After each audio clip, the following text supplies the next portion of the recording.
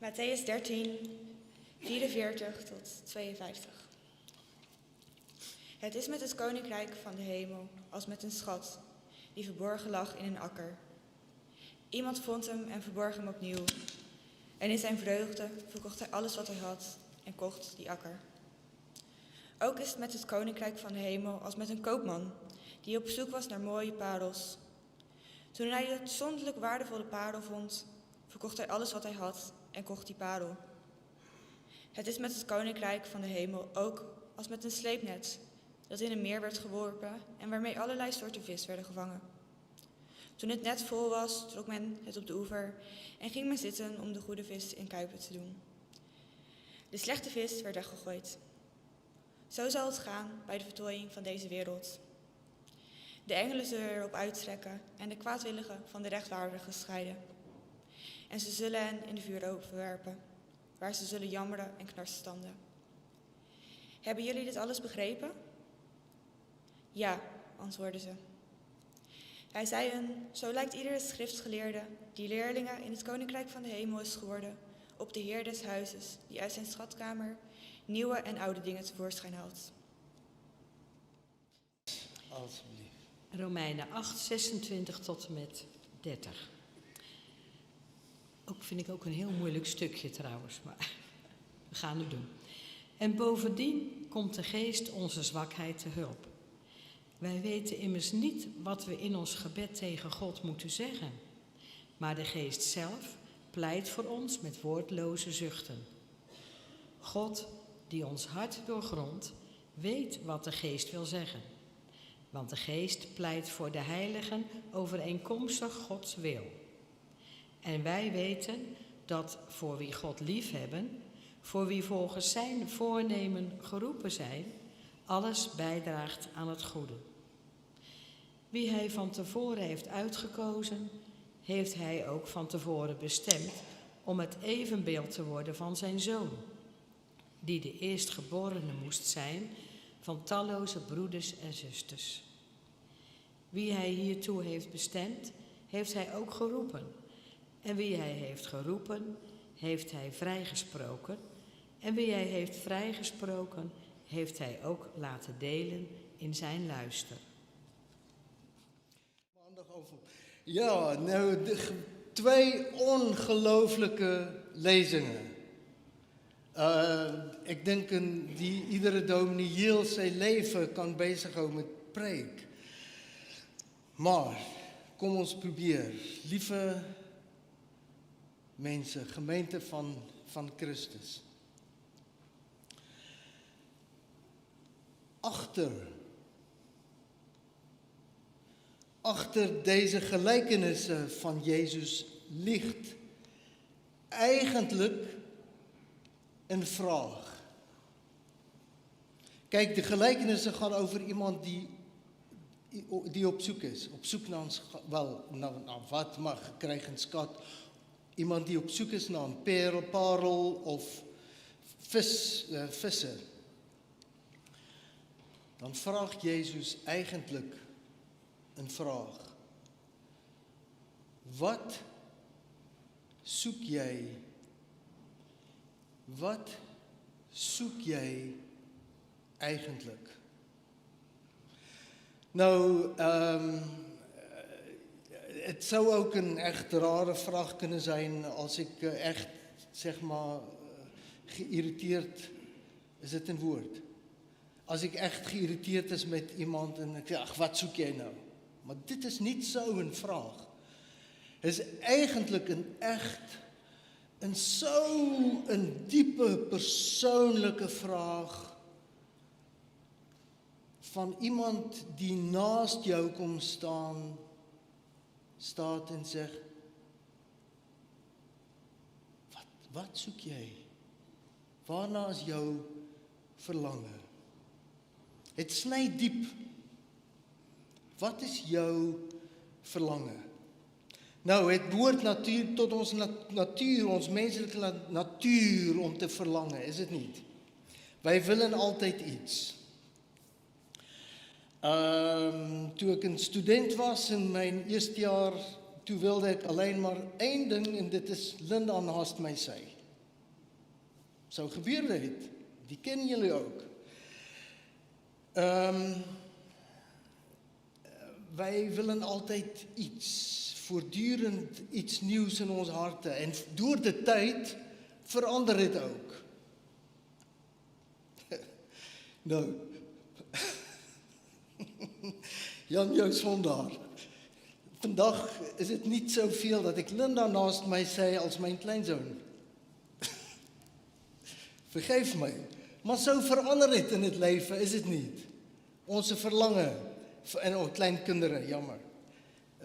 Jan jou Sondaar. Het verander voortdurend. Als kinderen willen wij het speelgoed, of mooie kleding, of glimmende dingen, of een nieuwe Lego-stel. Ook de grote mannen, die willen het. Later willen wij nog steeds speelgoed, alleen groter en duurder en ingewikkelder. En dan op een dag willen wij alleen nog rust of gezondheid. Of gezondheid, of vrede, of het nabij zijn van iemand die er niet meer is.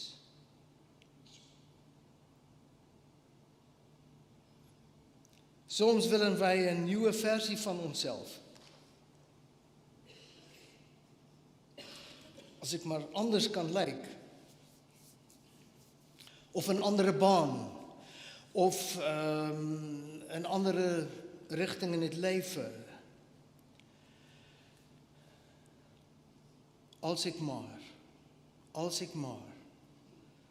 Dan zal ik echt gelukkig zijn. Dan ben ik er. En dan telkens wanneer wij dit of dat bereiken, schuift het horizon weer verder. Het volgende verlangen dient zich aan. En hier is het belangrijke. Het is op zichzelf niet verkeerd om dingen te willen. Het is op zichzelf niet verkeerd. Verlangen hoort bij het leven. Het gaat om het mooie van het leven, om mensen, om relaties, om talenten, om muziek te kunnen maken, om te schilderen, om gaven, om kleur, om creativiteit. Op zichzelf is het niet verkeerd om dingen te willen. Maar wat is dan echt de diepste bestemming van mijn zoeken? En met deze 3 gelijkenissen wijst Jezus in het werkelijke richting. Een ontdekking van het verlangen in onze hart. Dat is de ontdekking hij wilt. Want het is een geheim. Wel, voor de meeste mensen is het een geheim. Wat ligt hier?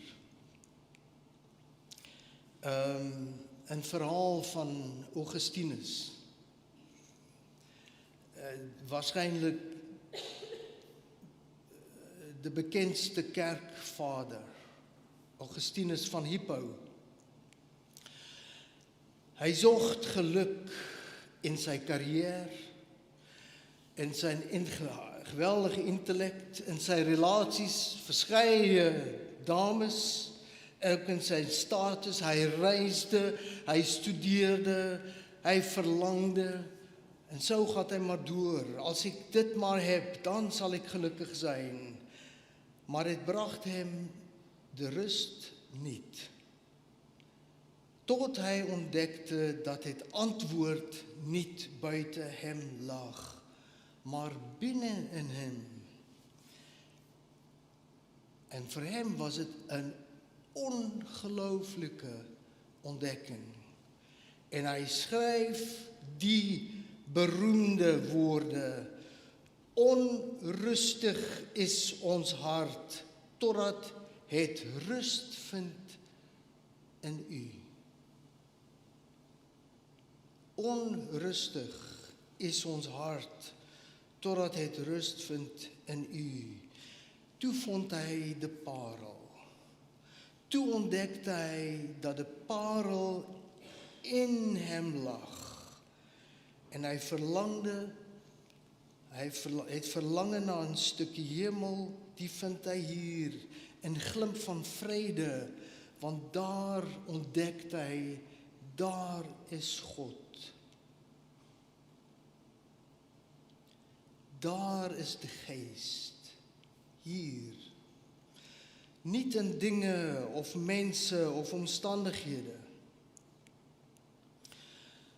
Die koninkryk van God, liewe mense, soos 'n schat, soos 'n parel, 'n treknet vol visse, die ligt hier.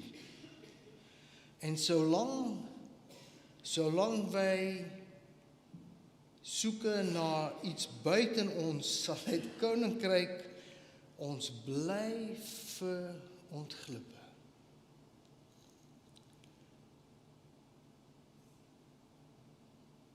Paulus zegt, Romeine 8, de Gees pleit in ons, met woordeloze sugte. Want het koninkryk is geen landkaart na elders, maar hier, in innerlijke werklikheid, een licht dat met glans in ons woont, maar het is een geheim. Het is een geheim. Wij weten het niet. Daar ben de akker. Het is iets in jou, niet buiten ons. Nou, ik schrijf hier op mijn preek, dit is een goed moment om amen te zeggen. Maar die doe ik niet. Want er is nog één belangrijke. Het is hetzelfde licht. Hetzelfde koninkrijk. Dat in iedereen van ons, in iedereen, in ons alle ligt. Hetzelfde. Nou, mijn moment met de kinderen.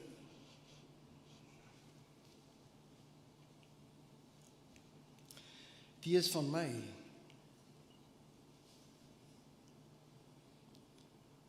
Maar hetzelfde is in jou. En als dat waar is, en ik weet het van jou, en jij weet het van mij, dan wordt het koninkrijk hier werkelijk iets reëels. Dan wordt het koninkrijk een karakter van een gemeente.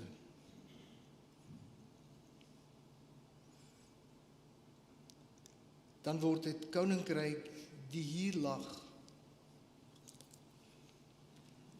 wordt het een gezin.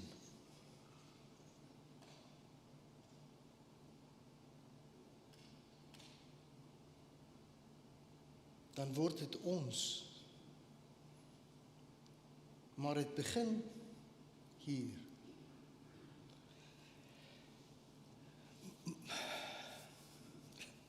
Nou is het een goede moment om amen te zeggen. Mag het zo zijn. De koninkrijk van God. Het koninkrijk is binnen in u.